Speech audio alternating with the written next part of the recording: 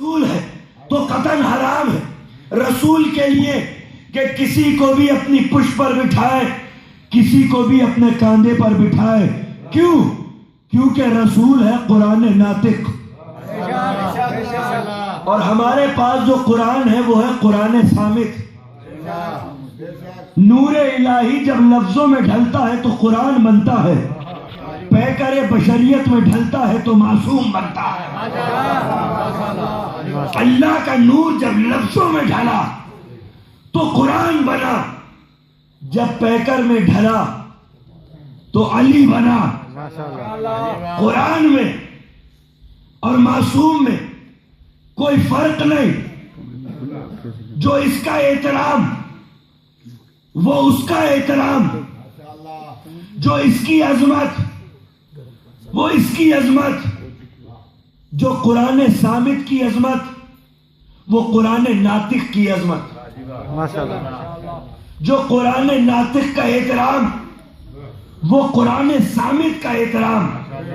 بلاؤ مسلمانوں کو اور پوچھو کہ یہ قرآن ہے، یہ قرآن نہیں ہے، فرض کریں یہ قرآن ہے، ہمارے ہاتھ میں قرآن ہے، قرآن رکھو۔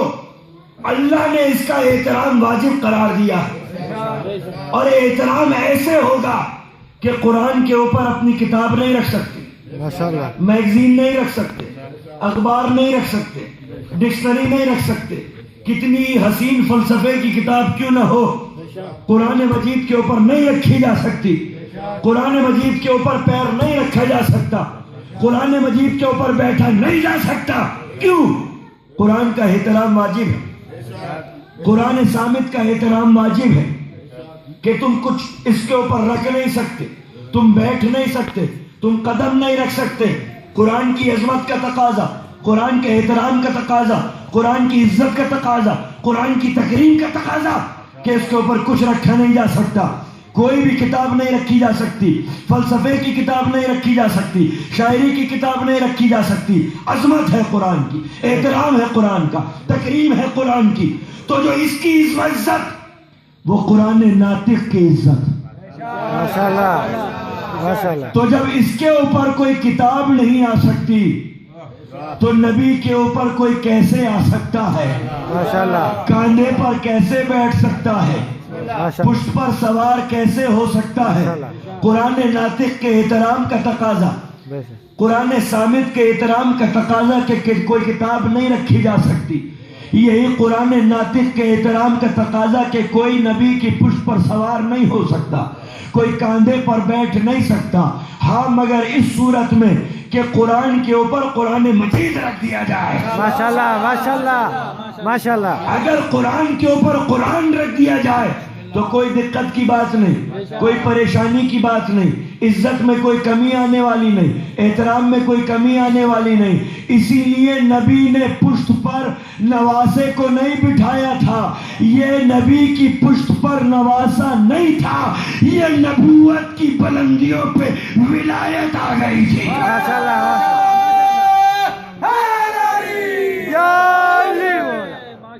یہ نبوت کی بلندیوں پر ولایت تھی، یہ فراز عصمت پہ امامت کبریٰ کا وزن رکھا ہوا تھا۔ جیسے ہی میرا نبی سجدہ ریز ہوا، ایک بچہ صحابیوں کی صفوں کو چیرتا ہوا نبی کی پشت پر سوار ہوا، جبرائیل نازل ہوا، اے میرے منصب دار رسالت، اللہ کا یہ فیصلہ ہے کہ جب تک یہ بچہ اپنی رضا و رغبت سے نہ اتر جائے سجدے کو طول دیتے رہو۔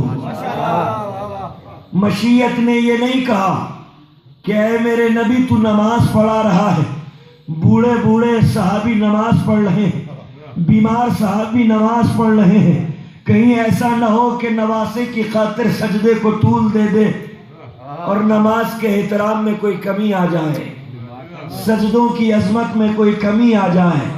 اللہ کی قسم یہ وہ نبی ہے کہ جس کی کوئی پرائیویٹ زندگی نہیں ہے، ہر آدمی کی پرائیویٹ زندگی ہوتی ہے، مگر میرا نبی کیونکہ وما محمد الا رسول، یہ بند حجروں میں بھی شہد کو حرام قرار دے لے تو مشیت آیت بھیج دیتی ہے، یا ایھا النبی لما تحرم ما احل اللہ لک نبی کیوں دوسروں کے لیے شہد کو حرام کر دیتا ہے؟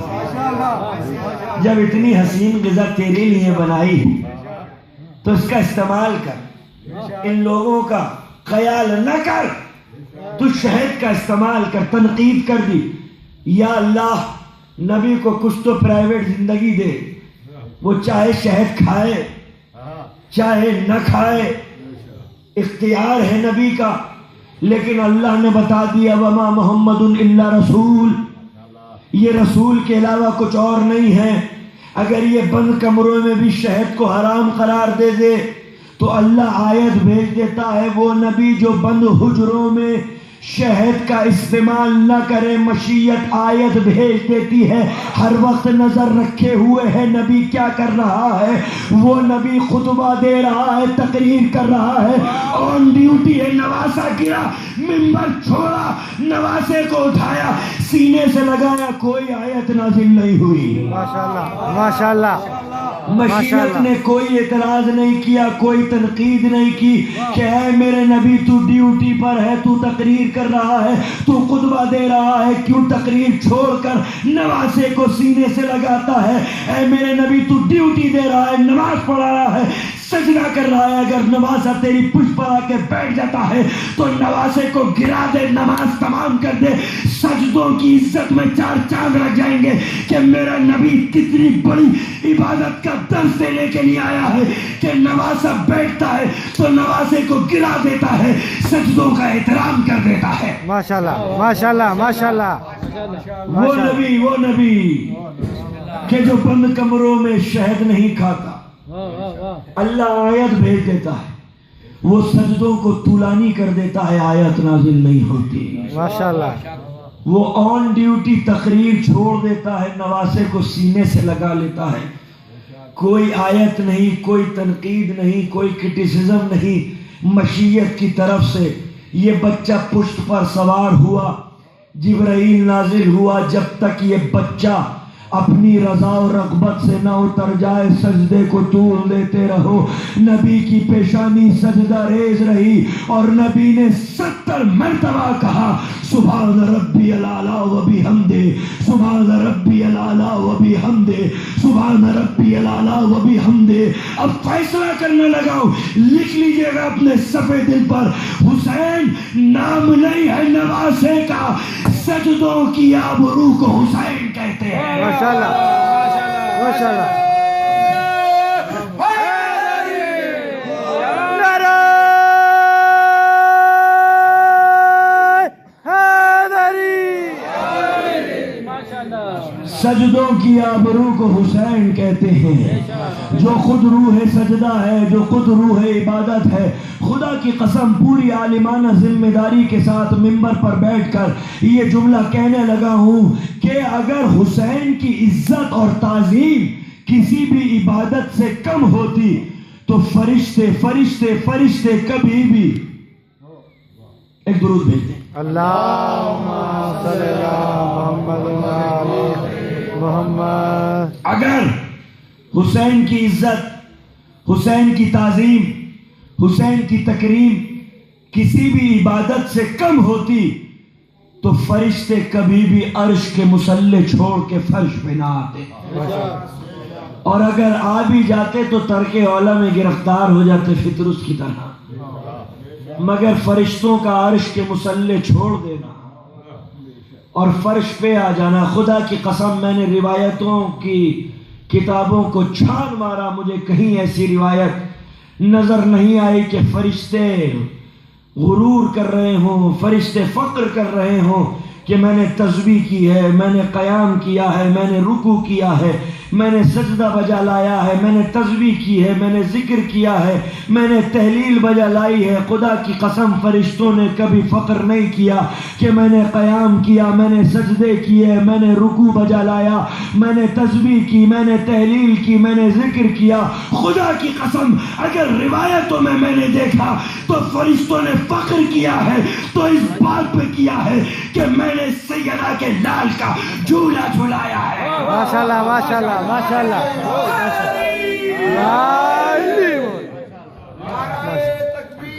اللہ اکبر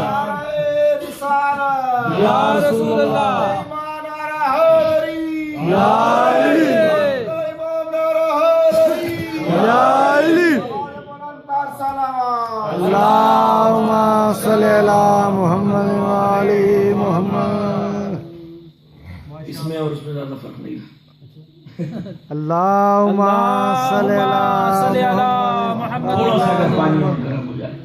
مسلسل ہمارا سفر جب سے ایام اعزا شروع ہوئے ہیں، لکھنؤ میں 1 مہینہ سوا مہینہ گزارا، اور ڈیوٹی کا یہ عالم ہے کہ 3 مجلسیں اور 4 مجلسیں ڈیلی پڑھنی پڑتی ہیں.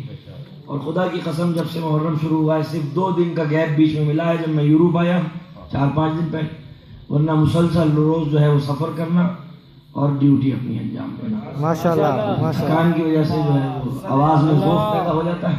اگر گرم پانی مل جاتا ہے تو پھر گھوڑے کی رفتار سے جو ہے بسم اللہ. اللہم صلی علی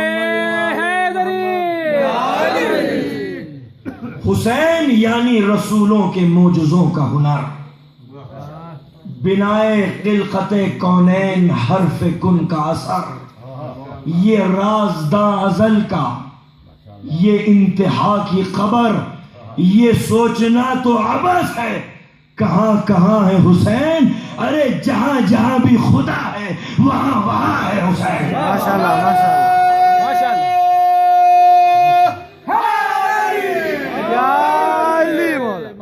اس سے پہلے کہ پانی آ جائے کچھ اشعار آپ کو سنا دیے جائیں. بسم اللہ. اس لیے کیونکہ خدا کی قسم کوئی بھی صفت ہو اور کوئی بھی کمال ہو جب تک آل رسول سے وابستہ نہیں ہوتا بام کمال اور عروج تک نہیں پہنچتا. ماشاءاللہ. شاعری جب تک ان کے در سے وابستہ نہیں ہوتی شاعری نہیں کہلاتی ہے. بسم اللہ. جب شاعری ان کے در سے وابستہ ہو جاتی ہے تو بام کمال اور عروج پر پہنچ جاتی ہے. ماشاءاللہ. اس لیے کیونکہ شاعر 2 جذبوں کے تحت آگے بڑھتا ہے. ایک شاعر یہاں پہ تشریف فرمائے تو سن لیں. 2 جذبوں کے تحت شاعر آگے بڑھتا ہے، یا تو غم یا مسرت، ماشاءاللہ. یا تو غم یا خوشی.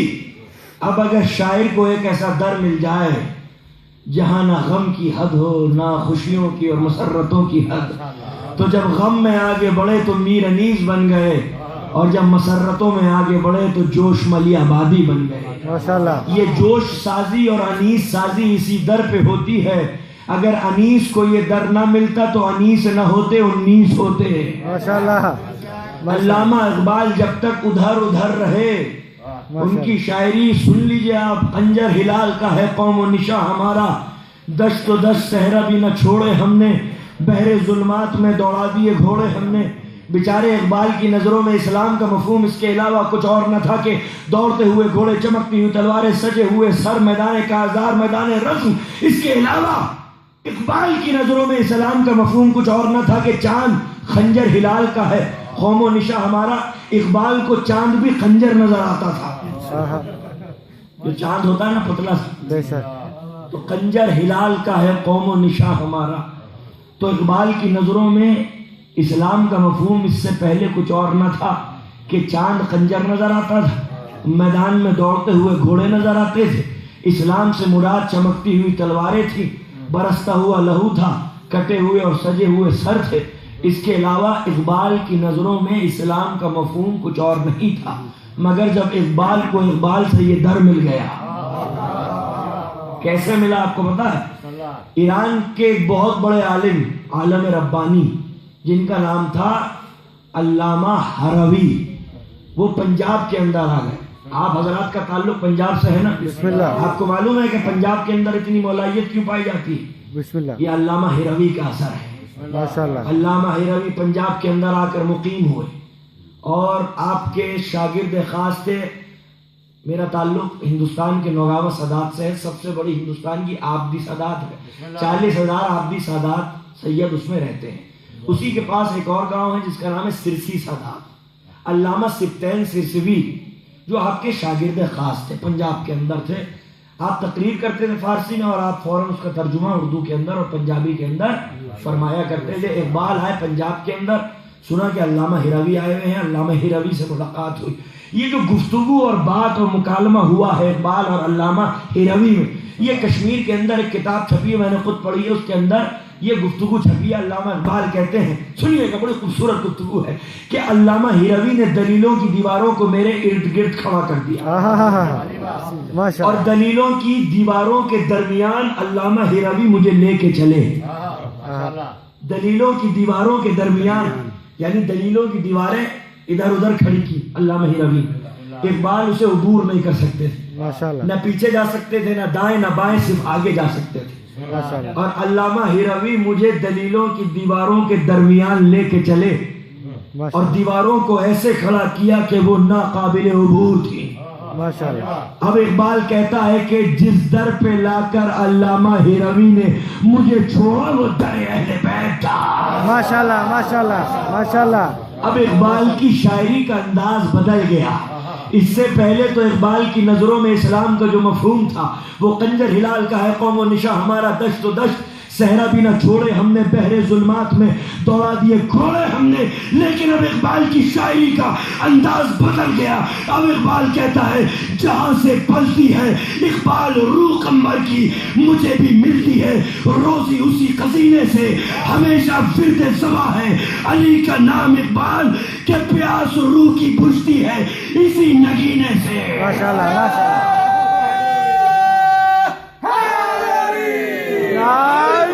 ماشاء اللہ ماشاء اللہ. اللہ یا رسول اللہ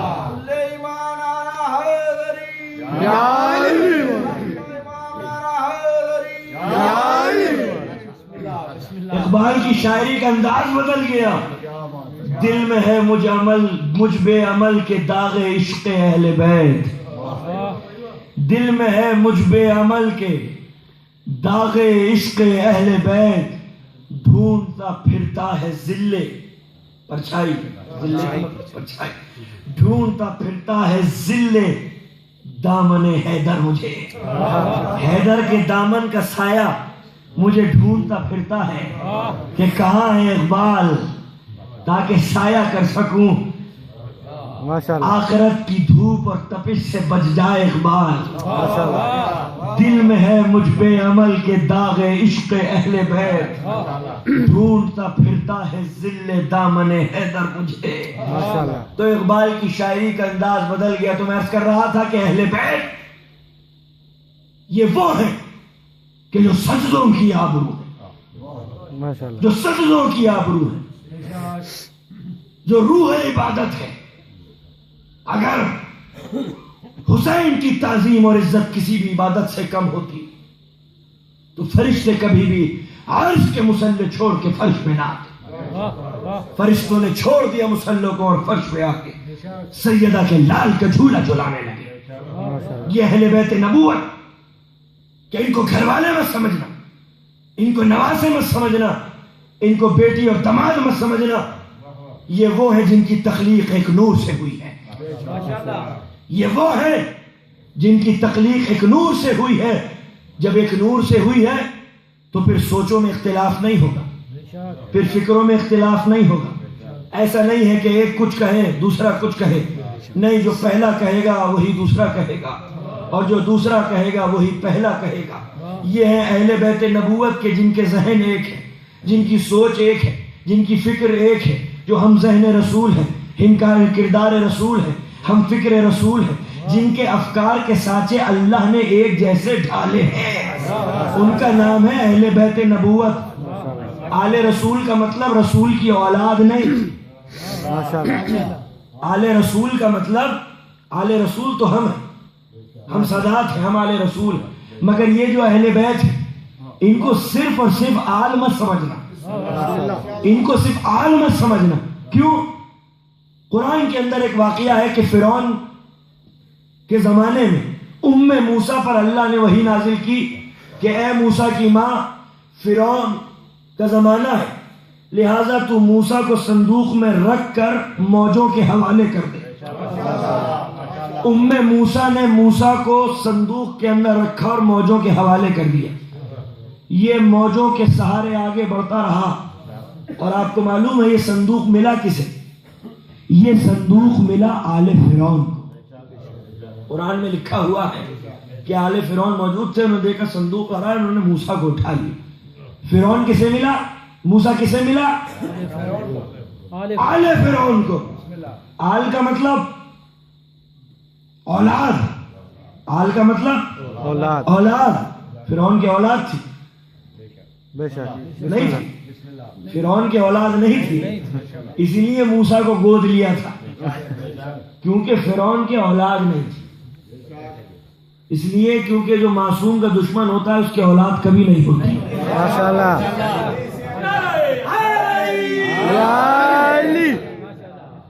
نوے دور کے محمد سے پوچھا تھا کسی نے کہ مولا یہ بتائیے کہ قرآن نے تو فیصلہ کر دیا کہ ان شانئک هو الابتر، تیرا دشمن یقیناً بے اولاد رہے گا، ابتر رہے گا.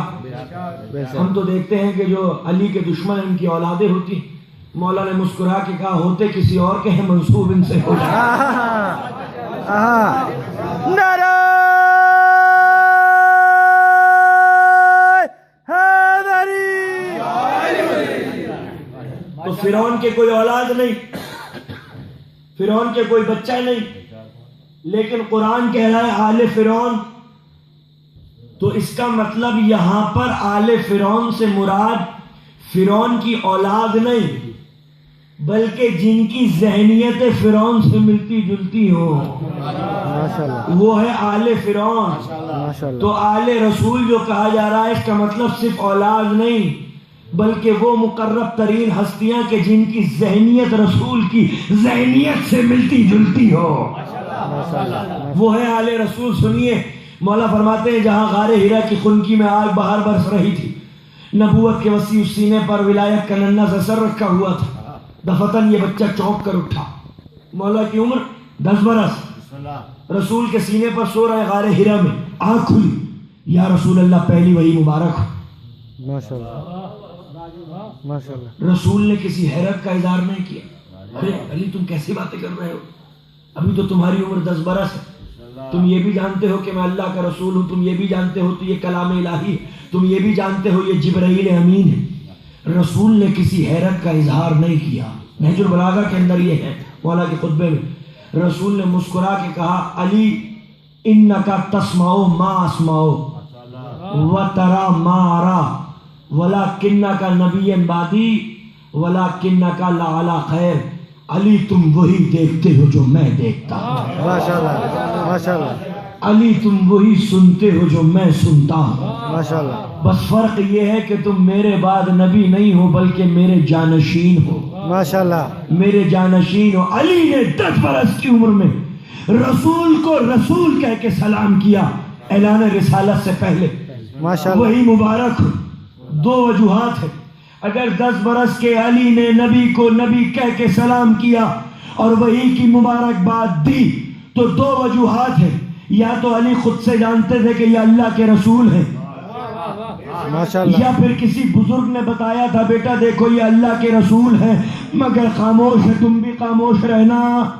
ماشاءاللہ ماشاءاللہ. اگر علی نے خود سے رسول اللہ کو رسول اللہ کہہ کے سلام کیا تو علی کو علم غیب کا مالک مانو، اور اگر کسی بزرگ نے بتایا تھا تو باپ کا ایمان بتاؤ. ماشاءاللہ ماشاءاللہ. یا علی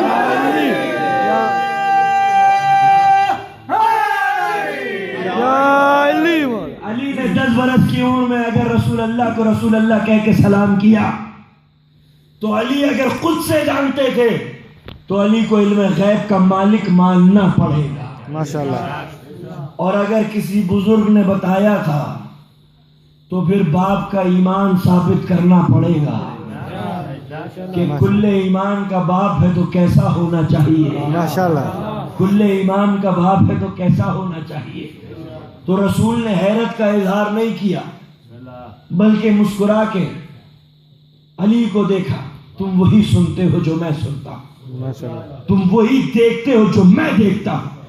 اس کا مطلب اہل بیت کی تشریح کر رہے ہیں رسول ماشاءاللہ کہ اہل بیت وہ ہیں جو ایک دیکھتے ہیں ایک سنتے ہیں. ماشاءاللہ. رسول اسلام کے زمانے میں علی اتر گئے کنویں کے اندر جنات سے جنگ لڑنے کے لیے. بہت دیر ہو گئی، علی نہیں پلٹے. صحابی کنویں کے نزدیک آئے، منہ ڈالا، یا علی آپ کہاں ہیں؟ یا علی آپ کہاں ہیں, یا علی آپ کہاں ہیں. کوئی آواز نہیں آئی.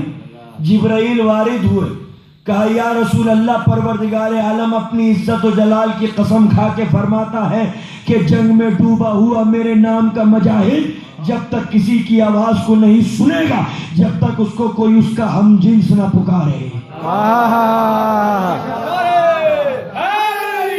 یا علی مولا, یا علی. برائے سے تو سلامتی علامہ صاحب, بلند تر صلوات. اللہم صلی اللہ محمد وآلِ محمد. نبی نزدیک گئے, کنویں میں منہ ڈالا, اینا اینا انت یا اخی, اینا اینا انت یا اخی, اینا اینا انت یا اخی. اے میرے بھائی تم کہاں ہو, اے میرے بھائی تم کہاں ہو, اے میرے اخی تم کہاں ہو. ابھی اخی کے یہ کی بات کش اور گونج کنویں میں باقی تھی کہ آواز آئی, لبیک یا نبی, لبیک یا نبی, لبیک یا نبی. یہ تو اسی دن طے ہو گیا تھا کہ بشر کی نوعیت اور ہوتی ہے, حجت خدا کی نوعیت اور ہوتی ہے. ماشاء اللہ.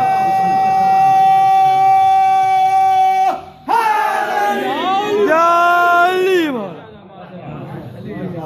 ولیوں کی حجت اور نوعیت اور, ماشاء اللہ. بشر کی نوعیت اور. اسے کہتے ہیں اہل بیت نبوت کے جن کا ذہن ایک جیسا ہو, جن کی روح ایک جیسی ہو. اگر ذہنوں میں اختلاف ہوتا تو کوئی آدھی روٹی دیتا, کوئی پوری روٹی دیتا, کوئی تھوڑی سی روٹی دیتا, کوئی کچھ بھی نہیں دیتا. مگر جس زاویے سے ایک کا ہاتھ اٹھا تھا روٹی دینے کے لیے, میں مسکین ہوں, میں یتیم ہوں, میں اسیر ہوں. ماشاء اللہ, ماشاء اللہ. اور اگر ذہنوں میں اختلاف ہوتا تو مباہلہ میں رسول نہ لے جاتے. ماشاء اللہ. مباہلہ میں لے جانا بتا رہا ہے کہ عمریں اونچی نیچی ہو سکتی ہیں, سطح شعور میں کوئی فرق نہیں آ سکتا. ماشاء اللہ. یہ اہل بیت نبوت, سطح شعور ایک جیسا, سطح شعور ایک جیسا. مباہلہ میں لے کے گئے رسول اسلام. مباہلہ کیا تھا, بچے سن لیں, اور اگر اہل سنت حضرات یہاں پر موجود ہوں تو وہ بھی سمجھ جائیں, تاکہ وہ صحیح سے سمجھ سکے کہ اہل بیت کہتے کسے ہیں. ماشاء اللہ. اہل بیت کہتے کسے ہیں. ماشاء اللہ. اہل بیت بیٹی کا نام نہیں, ماشاء اللہ. نواسے کا نام نہیں, بھائی کا نام نہیں, داماد کا نام نہیں. دنیا سے یہی تو غلطی ہو گئی, اہل بیت کو بیٹی سمجھ لیا, جبھی نقلی بیٹیاں بنانے کی ضرورت پڑی. ماشاء اللہ. اہل بیت کو داماد سمجھ لیا, نہ جانے کس کس کو داماد بنا ڈالا. اہل بیت کو سمجھنے میں غلطی ہوئی, تبھی تو داماد بنا ہے, تبھی تو بیٹیاں بنائیں. دنیا سمجھی یہ بیٹی ہے جس کی تعظیم نبی کر رہے ہیں. ماشاء اللہ. اگر یہ بیٹی ہوتی تو یہ سنت بن جاتا کہ ہر باپ اپنی بیٹی کی تعظیم کے لیے پائے تعظیم. بے شک, بے شک, بے اور شک. کوئی تعظیم کرتا ہے نہ کرتا, مقدس صحابہ کرام اپنی اپنی مقدس بیٹیوں کی تعظیم کے لیے پائے تعظیم کھڑے ہوتے ہوئے نظر آتے, مگر کوئی بوڑھا باپ جوان بیٹی کی تعظیم کرتا ہوا نظر نہیں آتا. ماشاء اللہ. اس کا مطلب باپ نے بیٹی کی تعظیم نہیں کی تھی, یہ سید المرسلین نے سیدۃ النساء للعالمین کی تعظیم کی تھی. ماشاء اللہ. نعرہ حیدری. ایک جملہ کہنے لگا ہوں معذرت کے ساتھ, بسم اللہ. لیکن کیا کروں, میں لکھنؤ سے میرا تعلق ہے, لکھنؤ سے میں آیا ہوں, اور لکھنؤ اہل زبان ہے. بسم اللہ. لکھنؤ سے ساری عزاداری آئی ہے, لکھنؤ سے شاعری آئی ہے, لکھنؤ سے کتابت آئی ہے, اور یہ ہستیاں اس لائق ہے کہ ان کا جب ذکر کیا جائے تو ایسے الفاظ کے ساتھ کیا جائے جو اعلیٰ ترین الفاظ ہو سکتے ہیں. بے شک, بے شک. یہ بیٹی نہیں تھی جس کی, دیکھیے لیکن آپ محظوظ ضرور ہوں گے, آپ کو مزہ اور لطف ضرور آئے گا. کیوں؟ قرآن ہم پڑھتے ہیں, بہت سارے لوگ عربی نہیں جانتے, قرآن کی تلاوت کرتے ہیں, محظوظ ہونے لگتے ہیں. حق میں یہ طاقت ہوتی ہے کہ لطف آنے لگتا ہے روح کو. اب جو میں جملے بولنے جا رہا ہوں ممکن ہے کہ نوجوان اور بچے نہ سمجھے, مگر روح کو لطف ضرور آئے گا, کوثر کی خوشبو محسوس ضرور کریں گے. ماشاء اللہ, ماشاء اللہ. یہ بیٹی نہیں تھی جس کی رسول تعظیم کر رہے تھے, یہ سلطنت مملکت اسلام کی تاجدار مطلق اول و آخر تھی کہ جس کی تعظیم کرنا رسول کے منصب پر واجب تھا. ماشاء اللہ, ماشاء اللہ, ماشاء اللہ. منصب پر واجب تھا, ماشاء اللہ. ذات پہ نہیں.